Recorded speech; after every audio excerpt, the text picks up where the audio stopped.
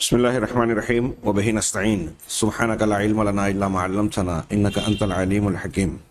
الحمد لله رب العالمين والصلاة والسلام على سيد المرسلين وعلى آله وصحبه أجمعين ومن تبعهم بإحسان إلى يوم الدين.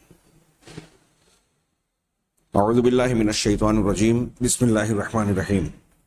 آمن الرسول بما أنزل إليه من ربه والمؤمنون كل آمن بالله وملائكته وكتبه ورسله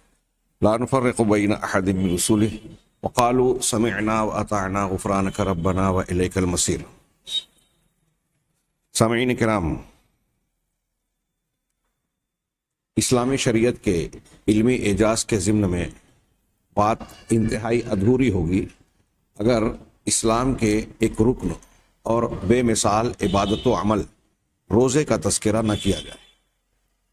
روزہ اسلام کے ارکان میں سے ایک رکن ہے،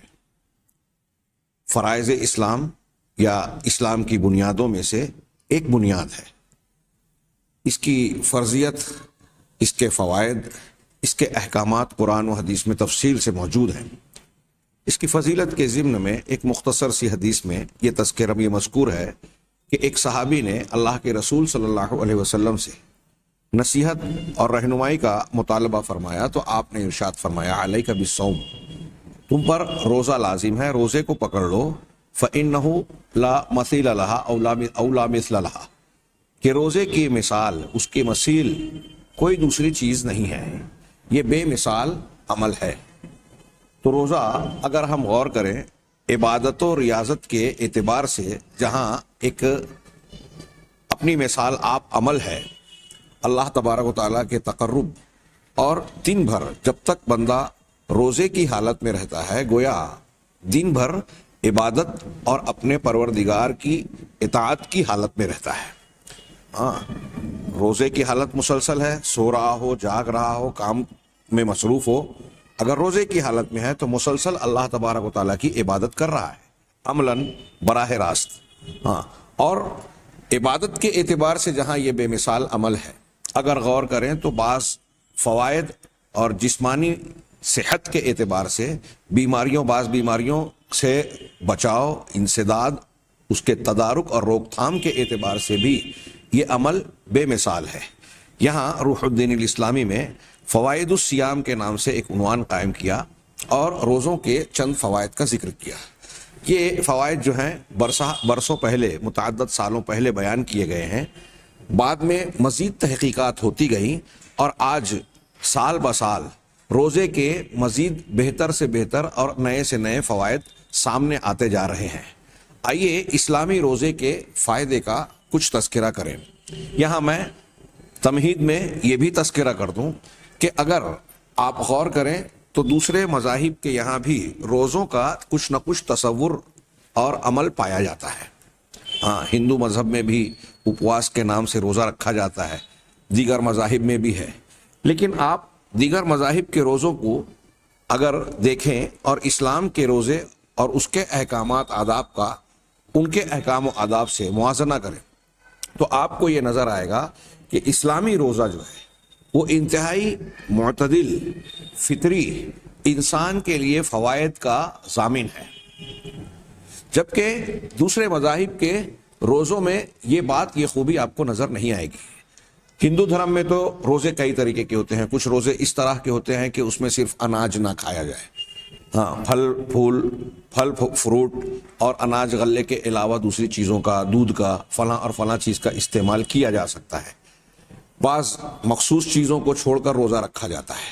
ہاں، اس کے بالمقابل آپ دیکھیں کہ جین مذہب میں انتہائی شدید قسم کی پابندیاں اختیار کی جاتی ہیں۔ ہاں، 24 گھنٹے تک کچھ نہ لیا جائے، 24 گھنٹے میں ایک مخصوص اور متعین وقت پر صرف لیموں کا پانی ایک گلاس پیا جائے، پھر 24 گھنٹے کے بعد ہی اسے بھی لیا جا سکتا ہے، اس کے علاوہ کچھ نہیں۔ وہ اپنی ریاضت اور مشق کے بعد آہستہ آہستہ اس دورانیے میں اور مدت میں اضافہ کرتے جاتے ہیں۔ ہاں، 14 دن کا روزہ، 21 دن کا روزہ، اس روزے کو عمل میں لانے والے عام طور سے کچھ ہی دنوں میں صحت کے اعتبار سے لاغر اور کمزور ہو جاتے ہیں، کام دام کے لائق نہیں رہتے۔ ہاں، ہم ہندوؤں کا روزہ، روزے کے معنی میں کچھ چیزوں سے پرہیز اور باقی چیزوں کا استعمال، یہ کوئی روزہ نہیں ہوا، معدے کو مشغولیت سے فرصت نہیں ملی۔ اسی طرح دوسرے مذاہب کے روزوں کو آپ دیکھیں گے، ان کی تفصیلات کو جانیں گے تو اس میں نہ عبادات کے اعتبار سے آپ کو وہ خوبی نظر آئے گی، نہ جسم اور صحت کے اصولوں پر صحت مندی کے اثرات کے اعتبار سے وہ بات نظر آئے گی جو اسلامی روزے میں نظر آئے گی۔ اسلامی روزے، ان کی تعداد، ان کے احکامات ایسے ہیں کہ انسان اگر روزہ رکھے گا تو ایک طرف اس کی جسمانی صلاحیت بھی محفوظ رہتی ہے، بیماریوں سے تحفظ بھی ہوتا ہے، ہاں، اور کمزوری لاغر پن بھی نہیں آتا، ہاں، اور بسیار خوری اور دوسرے بہت سارے اس کی وجہ سے پیدا ہونے والے نقصانات سے انسان بچ جاتا ہے، محفوظ ہو جاتا ہے۔ یہاں میں ان کی بات پڑھوں اس سے پہلے بخاری اور مسلم کی ایک مشہور حدیث کا تذکرہ کروں۔ اللہ کے نبی جناب محمد رسول اللہ صلی اللہ علیہ وسلم کا فرمان ہے، حضرت عبداللہ ابن مسعود رضی اللہ تعالیٰ عنہ راوی ہیں کہ یا معاشر الشباب من استطاع منکم الباء فلیتزوج، اے نوجوانوں کی جماعت، تم میں سے جو شخص شادی کی، خانہ آبادی کی استطاعت رکھتا ہے، جسمانی مالی دونوں باتیں اس میں آ جاتی ہیں، ہاں، تو استطاعت رکھتا ہے، اسے چاہیے کہ شادی کر لے۔ فإنہ اغض للبصر واحسن للفرج،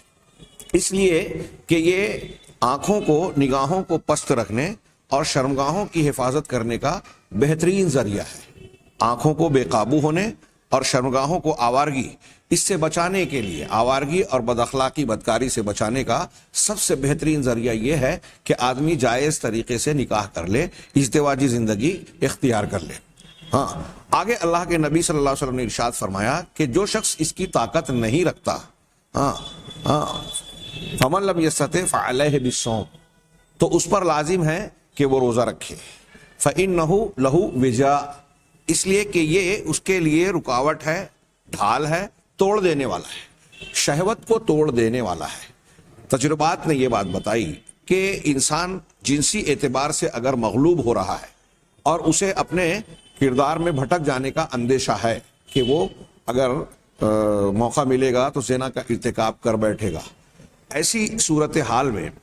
انسان کے اپنے آپ پر قابو اور کنٹرول پیدا کرنے کا سب سے زیادہ مفید، سب سے زیادہ مؤثر ذریعہ شرعی اسلامی روزہ ہے۔ اس روزے کو اختیار بندہ اگر کرتا ہے تو ایک طرف شہوت کے غلبے سے اپنے آپ کو بچاتا ہے، بدکاری، غلط راہ پر جانے سے محفوظ رہتا ہے، دوسری طرف اس کی جسمانی صلاحیت بھی متاثر نہیں ہوتی۔ اگر روزے سے ہٹ کر کوئی دوسرے ذرائع، دواؤں کے اور دوسرے طریقے، جیسا کہ آج کے بہت سارے یہاں تک کہ اطباء تک کہتے ہیں کہ استمنا بالید، جس کو ہینڈ پریکٹس وغیرہ کہا جاتا ہے،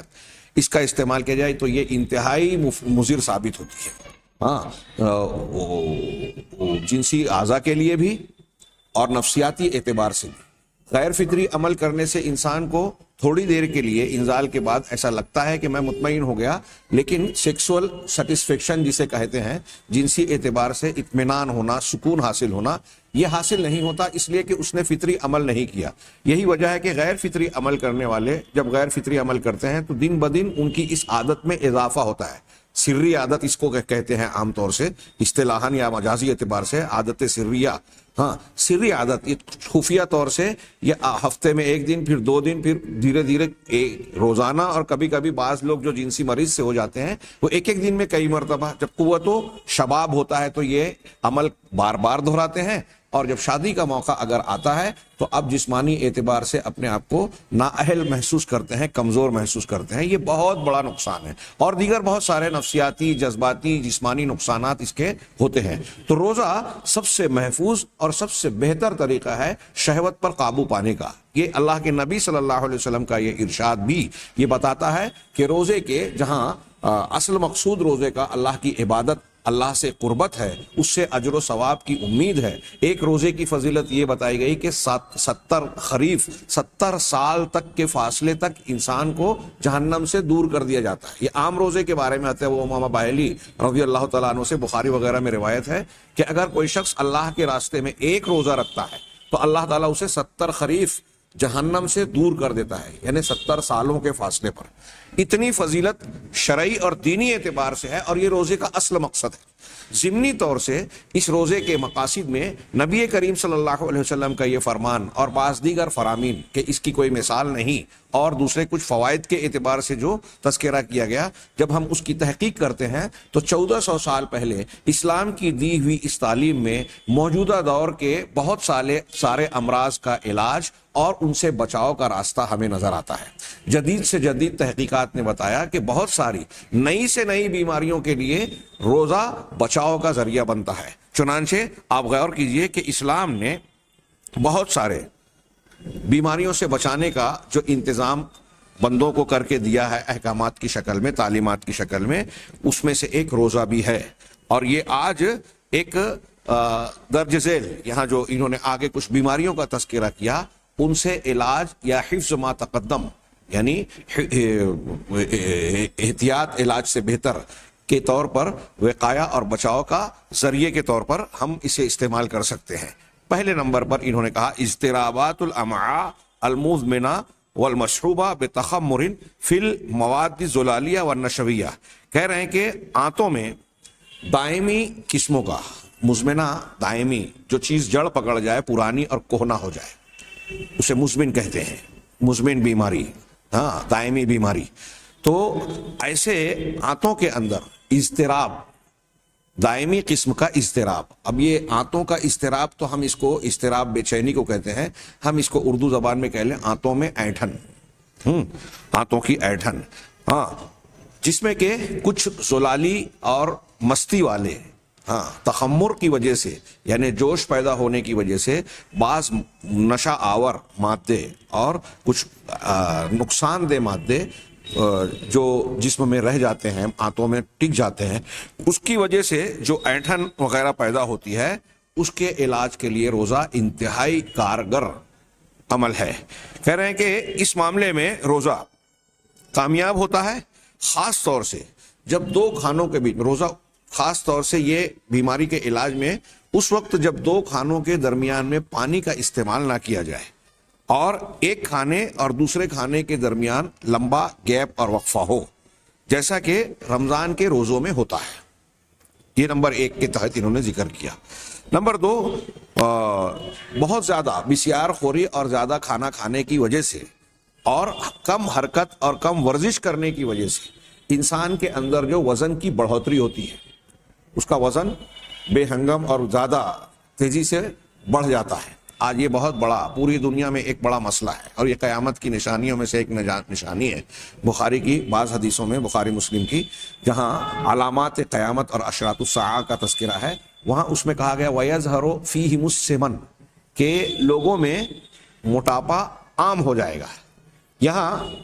فی نفس ہی موٹاپے کی ہم مذمت نہیں کہتے، لیکن بعض اعتبار سے غور کرنے کی بات ہے کہ قرآن اور حدیث نے 1400 سال پہلے پیشین گوئیوں کے باب میں یہ بات گزر چکی ہے۔ 1400 سال پہلے کچھ نتائج بیان کیے، ان نتائج کے ظہور میں، ان نتائج جو نتیجے سامنے آ رہے ہیں، ان کے اسباب کا کار فرما ہونا خود بخود اس میں آ گیا۔ اب نبی کریم صلی اللہ علیہ وسلم نے تفصیل سے ڈیٹیل میں اگر یہ بتایا ہوتا کہ موٹاپا کیوں آئے گا، زنا کیوں پھیلے گا، ہاں، قتل و غارت گری کیوں عام ہو جائے گی، تو یہ ایک لمبی چوڑی، ایک مضمون سے متعلق لمبی چوڑی تفصیلات ہو جاتی، جس کا ذہن میں رکھنا اور اس کو یاد رکھنا بڑا مشکل ہوتا۔ آپ نے نتیجہ بتایا۔ اب زنا عام ہو جائے گا، ایک حدیث میں کہا، تو اس کا مطلب یہ کہ زنا کے عام ہونے کے بہت سارے اسباب، نت نئے اسباب، اب اس میں نیٹ ہو، انٹرنیٹ ہو، فلمیں ہوں، ٹی وی سیریلز ہوں، ننگی تصویریں ہوں، ہاں، فحاشی کے تمام اسباب جو آج زنا کو بڑھاوا دے رہے ہیں، وہ نتیجے کے ضمن میں سب کے سب آ گئے کہ زنا عام ہوگا، اس لیے کہ زنا کے اسباب وافر مقدار میں پھیل جائیں گے، اور لوگوں کے ذہن و دماغ میں بھی غیرت اور حیا کی کمی ہوتی جائے گی، بے حیائی عام ہوتی جائے گی، شراب عام ہوگی، فلاں چیز عام ہوگی، فلاں، ایسے ہی آپ نے فرمایا اللہ کے رسول نے کہ وَيَظْهَرُ فِيهِمُ السِّمَنُ، ان کے اندر موٹاپا بہت عام ہو جائے گا۔ تو اب موٹاپا عام ہونے میں موٹاپے کے بڑھنے کے جتنے اسباب ہو سکتے ہیں میڈیکل لائن سے، طبی اعتبار سے، اور کھانے پینے اور رہن سہن، ورزش وغیرہ کے سلسلے میں بے اعتدالی برتنے کی وجہ سے مرغن غذائیں کھائی جا رہی ہیں، یا آج کہہ لیے کہ آرٹیفیشیل اور مصنوعی چیزیں، ہاں، کیمیکلز کی جو جینیٹک انجینئرنگ کے ذریعے سے کچھ چیزیں غذائیں کھائی جاتی ہیں. ہاں ابھی لوگ کہتے ہیں کہ میک ڈونلڈس اور دوسرے امریکن کمپنیاں جو آل اوور ورلڈ میں پوری دنیا میں کھانے پینے کے سامان کا بھی بزنس کر رہے ہیں اور باقاعدہ اس کا کورس ہوتا ہے, اس میں ایسے طریقے اختیار کیے جاتے ہیں کہ لوگوں کو ان کی چاٹ لگ جائے تو پھر ہماری ہی غذا کھائیں. دنیا کو چاہیے کہ ہماری بنائی ہوئی غذا اور ہمارے طور طریقے کے امور کو اختیار کریں, کھانے پینے میں بھی, پہننے میں بھی. ہماری ٹی شرٹ اور ہماری جینس کا استعمال کریں. امریکن ایک منسٹر اور وزیر نے یہ بیان میں کہی تھی کہ ہم جو پوری دنیا میں جنگ کر رہے ہیں ضمنی اعتبار سے, تو گویا یہ تہذیبی جنگ ہے اور ہم اپنی تہذیب پوری دنیا میں عام کرنا چاہتے ہیں. جب ان کی تہذیب عام ہوگی, ان کی زبان عام ہوگی, تو ان کے سامان اور ان کی برتری کو لوگ خود بخود قبول کرتے جائیں گے. یہ گویا ایک طریقے کی بالادستی کا جنون ہے جو دنیا کے بڑے ملکوں کو ہمیشہ لاحق رہا ہے. خیر, تو میں یہ عرض کر رہا تھا کہ اللہ کے نبی صلی اللہ علیہ وسلم نے یہ جو موٹاپے کی بات کہی پیشین گوئی کے طور پر, اور آج ہم دیکھ رہے ہیں کہ وزن کی زیادتی مردوں اور خواتین میں ایک عمومی بیماری ہے. اور یہ جو وجہ ہے کہ زیادہ کھانا, حرکت کم کرنا, سرگرمی, محنت, مشقت کم کرنا, اس کی وجہ سے جو وزن بڑھتا ہے, اس پر بھی قابو پانے کے لیے روزہ ایک بہترین ذریعہ ہے. فَالصِّيَامُ هُنَا أَنْجَعُ مِنْ كُلِّ عِلَاجٍ. کہہ رہے ہیں کہ جتنے بھی علاج اس سلسلے میں کیے جاتے ہیں ان تمام کے مقابلے میں روزہ سب سے زیادہ فائدے مند اور مؤثر ہے. ہاں کیوں؟ مگر ایک شرط کے ساتھ. شرط کیا ہے؟ کہ افطار میں کھانے کے لیے اعتدال برتا جائے. جب روزہ آدمی رکھ رہا ہے تو روزہ جب افطار کر رہا ہے, اس وقت ہمارے یہاں جو لوگ روزہ رکھتے بھی ہیں تو وہ کھانے پینے میں پھر روزے سے جب نکلتے ہیں جیسے ہی, اور جب تک روزہ نہیں رہتا تو کھانے پینے میں بالکل بے اعتدالی کا شکار ہو جاتے ہیں. دن میں بھوک پیاس اگر جھیلی ہے تو رات بھر بسیار خوری میں پڑ جاتے ہیں, جو ان کے روزے کے فوائد کو گویا معدوم سا بنا دیتی ہے. تو کہہ رہے ہیں کہ روزہ زیادہ کھانا کھانے اور کم حرکت کرنے کی وجہ سے جو وزن بڑھتا ہے اس پر قابو پانے کا سب سے مؤثر علاج ہے, بشرطے کہ افطار کے وقت کھانے میں اعتدال برتا جائے اور ساتھ ہی ساتھ سحری میں انہوں نے کہا کہ پانی پر اکتفا کیا جائے, مطلب ہلکی سحری کی جائے. بہت زیادہ سحر میں بھی جو ہے سحر کا کھانا بہت بھرپور انداز میں کھایا جائے کہ ابھی دن بھر کچھ کھانا نہیں ہے تو اتنا کھا لیا جائے کہ پھر اس کے بعد آدمی دن بھر آرام کرے تو اسے ایسیڈیٹی اور مختلف قسم کی شکایت ہو جائے, کیونکہ زیادہ کھانے کے بعد وہاں بھی انسان ورزش اور محنت نہیں کرتا. خیر, تو یہ دونوں مقامات پر اعتدال رکھ کر سحر میں اور افطار میں اگر انسان روزہ رکھے گا تو اس کے اس موٹاپے اور وزن کی زیادتی کا سب سے بہترین اور مؤثر علاج ہوگا, اپنے وزن پر قابو رکھ سکے گا. نمبر 3, ذاتی دباؤ کی زیادتی.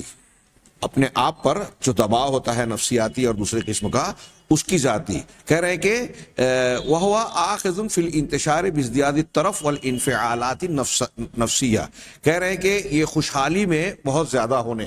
بہت زیادہ انسان آرام و آسائش سے رہتا ہے, محنت مشقت نہیں کرتا, اور نفسیاتی انفعالات, تاثرات جو ایسی صورت میں اس کے اندر پیدا ہوتے ہیں تو ذاتی دباؤ کا شکار ہوتا ہے. اس حالت میں رمضان کے روزے ایک بہت بڑی نعمت اور اللہ کی برکت کا باعث ہیں, ذریعہ ہیں, خاص طور سے جب آدمی کا شخص اذا کان وزن الشخص اکثر من الوزن الطبیعی لمثلہ. کہہ رہے ہیں کہ جب آدمی کا وزن اس کے قدرتی مزاج سے زائد ہو, ایک خاص عمر اور قد کے آدمی کا جو وزن عموماً صحت مند اعتبار سے ہونا چاہیے اگر اس سے زیادہ ہے تو ایسی صورت میں یہ روزہ بہت بڑی نعمت اور برکت ہے ان لوگوں کے لیے جو آرام و آسائش کی زندگی گزارنے کی وجہ سے نفسیاتی اور جسمانی دباؤ کا شکار ہو جاتے ہیں. نمبر 4, البول السکری. کہہ رہے ہیں وہ پیشاب جس میں شکر کے مادے آتے ہیں, شکر کے مادے پر مشتمل ڈائبٹک شکر کی بیماری سے جوجھ رہے آدمی کے لیے بھی کہہ رہے ہیں کہ یہ روزہ بہت بڑی نعمت ہے. اس کی انہوں نے کچھ تفصیل بیان کی. کہہ رہے ہیں کہ یہ وہو منتشر انتشار الضغط, یہ ایک طریقے کے دباؤ کی طرح پھیلتا ہے اور پہلی ابتدائی مدت میں اور اس کے کھل کر اس بیماری کے ظاہر ہونے سے پہلے یہ وزن میں زیادتی کے ساتھ آتا ہے, آدمی کے وزن میں زیادتی ہوتی ہے. چنانچہ یہاں روزہ بہت ہی مفید علاج ہے، کیونکہ شکر کا یہ جو تناسب ہے وہ موٹاپے کی کمی کے ذریعے سے کم ہوتا ہے۔ پیشاب میں جو شکر آتی ہے، ہاں، اس کو کنٹرول کرنے کے لیے موٹاپے میں کمی ہوگی۔ جب موٹاپا کم ہوگا تو یہ شکر کی نسبت کم ہوگی۔ وَيَهْبِطُ السُّكَّرُ فِي الدَّمِ بَعْدَ الْأَكْلِ، کہہ رہے ہیں کہ شکر جو ہے، اب غور سے یہ سماعت فرمائیں کہ شکر خون کے اندر کھانے کے 5 گھنٹوں کے بعد کمتر ہونا شروع ہوتی ہے۔ آپ نے کھانا کھایا، شکر کا ایک لیول بنا، اب جیسے جیسے کھانے کے بعد بھوکے رہنے کا خالی پیٹ ہوتا جا رہا ہے، ویسے ویسے 5 گھنٹے کے بعد شکر کا لیول اور اس کی سطح کم ہونا شروع ہوگی۔ ہاں، تو حد طبیعی قدرتی طور سے جو حد سے بڑھی ہوئی شکر ہے وہ اس سے کچھ کم ہونا شروع ہوتی ہے۔ ہاں، خاص طور سے شکر کی پیشاب میں ہلکی پھلکی اگر شکر آ رہی ہے تو حد طبیعی سے بڑھی ہوئی شکر 5 گھنٹے کے بعد کم ہونا شروع ہوتی ہے، اور 10 گھنٹوں کے بعد وبعد 10 ساعات الى اقل من الحد الطبیب کثیر، کہہ رہے ہیں کہ 10 گھنٹوں کے بعد جو قدرتی طور سے جو شکر کا تناسب ہونا چاہیے اس سے بہت زیادہ مقدار میں شکر کم ہو جاتی ہے۔ ولا يزال الصيام مع بعض ملاحظات في الغذاء، کہہ رہے ہیں کہ روزہ غذائی اعتبار سے بعض چیزوں کا لحاظ کرتے ہوئے، یعنی اس کی رعایت کی جائے اطباء کے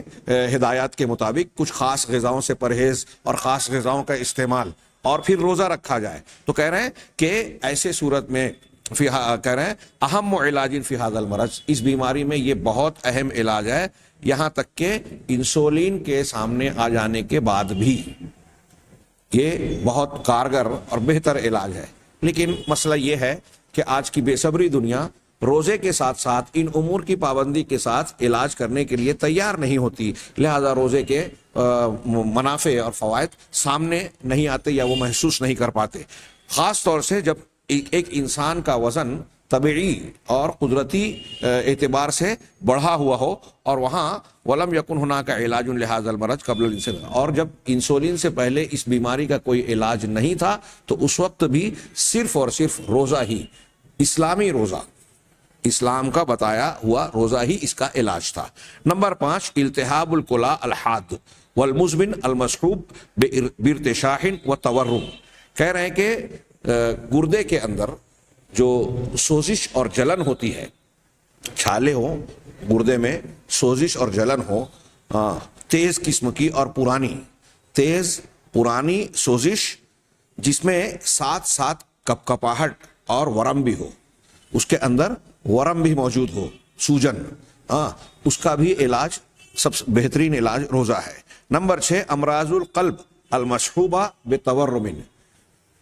دل کے وہ امراض جس میں ورم اور سوجن آتا ہے، ورم اور سوجن کے ساتھ دل کو جو بیماری لاحق ہوتی ہے، روزے سے اس کا بھی علاج ہوتا ہے۔ نمبر 7، التحاب المفاصل المزمنہ، کہہ رہے ہیں کہ جوڑوں کے دائمی سوزش اور ورم کا علاج بھی روزہ ہے، خاص طور سے جب یہ موٹاپے کے ساتھ ہو۔ ایک آدمی بہت موٹا ہے اور اس کو جوڑوں میں تکلیف ہے، اور ایک دائمی قسم کا جوڑوں کا کے اندر سوزش جلن ہوتی ہے، تو ایسی صورت میں روزہ اس مرض کو بھی آرام پہنچائے گا۔ کما یحصل عند السیدات غالبا بعد سن ال40، یہ کہہ رہے ہیں کہ جیسا کہ 40 سال کے بعد عام طور سے خواتین کو یہ بیماری زیادہ تر لاحق ہوتی ہے۔ اب تو یہ خواتین میں ہو سکتا ہے شرح زیادہ ہو، اب یہ بیماری بہت عام اور کامن ہوتی جا رہی ہے، اس لیے کہ موٹاپا اور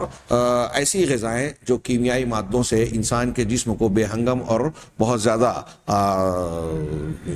قدرتی ڈھانچے کے سے بڑھا کر موٹا تازہ بنا دیتی ہے۔ اب یہاں انہوں نے ضمناً ایک سوال اٹھایا اور اس کا جواب دیا۔ یہاں ان 7 فوائد کا بیماریوں میں علاج کا ذکر کیا۔ میں گزشتہ 2 سال پہلے ایک جاپانی ڈاکٹر کی طرف سے ایک سیمینار میں پیش کیے گئے بیان اور مقالے کے ضمن میں ایک بات واٹس ایپ وغیرہ پہ آئی تھی، اس کا تذکرہ سرسری طور سے کروں جو مجھے یاد ہے۔ انہوں نے بیان کیا کہ کینسر کی کئی شکلیں ایسی ہیں جس میں سب سے بہترین علاج بغیر کسی گولی دوا ٹیبلٹ لیے ہوئے، انجیکشن آپریشن کے، روزے سے اس کا علاج ہو سکتا ہے۔ انہوں نے اپنی تحقیق یہ بتائی روزے کی بجائے انہوں نے تحقیق یہ بتائی کہ روزے کا ایک علاج یہ ہے کہ انسان اپنے آپ کو بھوکا رکھے. ہاں کم سے کم 8 گھنٹہ، 8 سے 10 گھنٹہ، انہوں نے کہا 8 سے 10 گھنٹہ اگر ایک انسان کوئی چیز کھائے گا پیے گا نہیں، کچھ کھانے کے بعد اپنے آپ کو اتنی دیر روکے رہے، تو یہ اس بات کا ضامن بنے گا کہ کینسر کے جو خلیات، کینسر سرطان جسے عربی زبان میں کہتے ہیں، عربی اور اردو میں، یہ کیا ہے؟ عام طور سے آسان زبان میں کہتے ہیں کہ خلیات کی بے ترتیب بڑھوتری. انسان کے جسم کے اندر بعض خلیات بے ترتیب انداز میں نشو نما پا جاتے ہیں. اب وہ کینسر کے خلیات، جراثیم، وائرس، جو بھی کہے جائے، وہ بعد میں گانٹ کی شکل اختیار کر لیتے ہیں، اور یہ کئی طریقے کے ہوتے ہیں. خون میں بھی ہوتے ہیں، غدود میں ہوتے ہیں، جسم کے مختلف اعضاء میں ہوتے ہیں. تو یہ بے ترتیب بڑھنے والے خلیات انسان کے لیے مہلک اور تباہ کن ہوتے ہیں، بعد میں بہت تکلیف دیتے ہیں.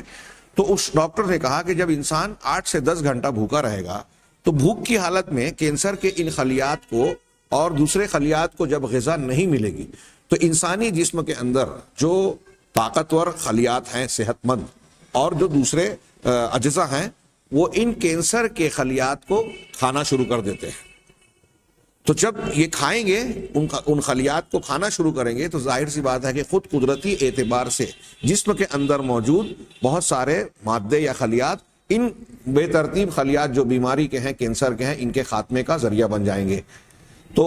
جب انہوں نے یہ لیکچر دیا اور بیان کیا تو کسی نے سوال کیا حاضرین میں سے کہ یہ عمل بھوکے رہنے کا کتنے دنوں تک کرنا چاہیے؟ تو انہوں نے، مجھے یاد پڑتا ہے کہ 20-22 یا 20 سے 25 دن کہا کہ کم از کم مسلسل 20 سے 25 دن تک یہ عمل کرنا چاہیے کہ 8-10 گھنٹہ کینسر کا مریض اپنے آپ کو بھوکا رکھے. ہاں، یا اس کے کچھ خلیات اگر اس کے اندر ابتدائی حالات میں پیدا ہو گئے ہیں تو ایسی صورت میں اگر وہ 8-10 گھنٹہ 20 سے 25 دن بھوکا رہے گا تو اس کے کینسر کا علاج ہو سکتا ہے، ممکن ہے. آپ غور کیجئے کہ رمضان کے روزے جو فرض کیے گئے ہیں مسلمانوں پر، وہ محض 20 دنوں 25 دنوں کے پورے مہینے کے ہیں، جو 29 یا 30 دن کے ہوتے ہیں. 29 اور 30 دن کے اعتبار سے اگر یہ ڈاکٹر صاحب کی یہ جو میں نے بیان کیا، اگر یہ تحقیق درست ہو تو ہم یہ کہہ سکتے ہیں کہ اسلامی روزہ کینسر کے علاج کا بھی انتہائی مفید اور مؤثر ذریعہ ہو سکتا ہے، جس کے لیے اللہ چاہے. ہاں، آگے ان کے بیان کو ہم بڑھاتے ہیں. آخر میں انہوں نے ایک سوال اٹھا کر اس کا جواب دیا کہ ہو سکتا ہے کچھ لوگ سوال کریں کہ روزہ تو ان تمام حالتوں میں جو ہے طبیب کی رہنمائی کا محتاج ہے. ہاں، الگ الگ بیماریوں میں الگ الگ اعتبار سے.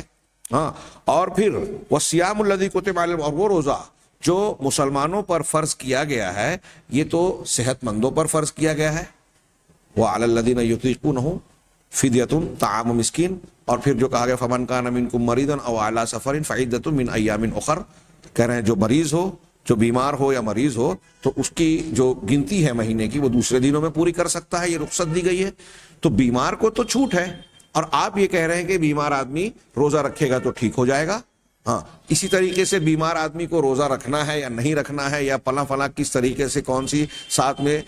جو ہے احتیاطی تدابیر کو اختیار کرنا ہے، ڈاکٹر کے مشورے کرنا ہے. تو ہو سکتا ہے کچھ آدمی یہ سوال کریں تو اس کا جواب دے رہے ہیں کہ یہ بات تو صحیح ہے، لیکن روزہ مردوں، صحت مند لوگ جو روزہ رکھتے ہیں یہ ان کے لیے ان بیماریوں کے لاحق ہونے سے پہلے ان سے بچاؤ کا ذریعہ ہے.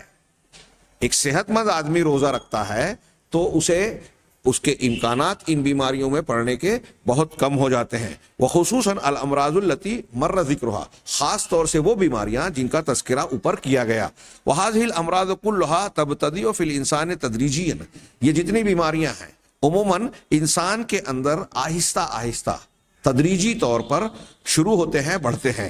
بحيث لا يمكن الجزم باول المرض، کہہ رہے ہیں اس طرح سے کہ ابتدائی مرض کی ابتدا میں ہی یقینی طور سے انسان نہیں جان پاتا، بعض اوقات طبی تحقیقات اور رپورٹس بھی نہیں جان پاتی کہ یہی بیماری ہے. ہاں یہ کافی بعد میں معلوم ہوتا ہے، ابتدائی مرحلوں میں معلوم نہیں ہوتا، اور ابتدائی مرحلے کی جب یہ بیماریاں ہیں تو اس وقت تو انسان کے لیے مفید ہو سکتی ہیں۔ ہاں کہہ رہے ہیں وَمِنَ الْمُؤَكَّدِ طِبِّيًّا أَنَّ الْوِقَايَةَ مِنْ كُلِّ هَذِهِ الْأَمْرَاضِ هِيَ فِي الصِّيَامِ، کہہ رہے ہیں کہ طبی اعتبار سے یہ بات ثابت شدہ، طے شدہ اور مانی ہوئی ہے، یعنی اطباء نے اسے قبول کیا ہے، اس کی تاکید اور توثیق کی ہے کہ ان بیماریوں سے روزے کے ذریعے سے ان بیماریوں سے بچاؤ کیا جا سکتا ہے۔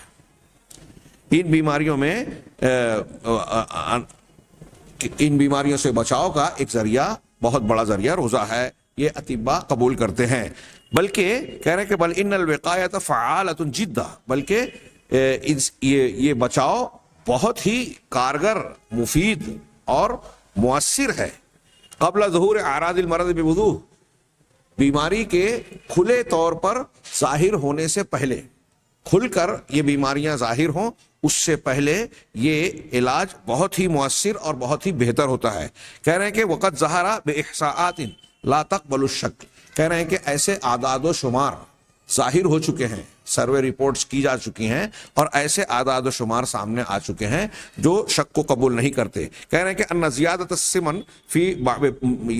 یصحبها استعداد للبول السکری، کہہ رہے ہیں کہ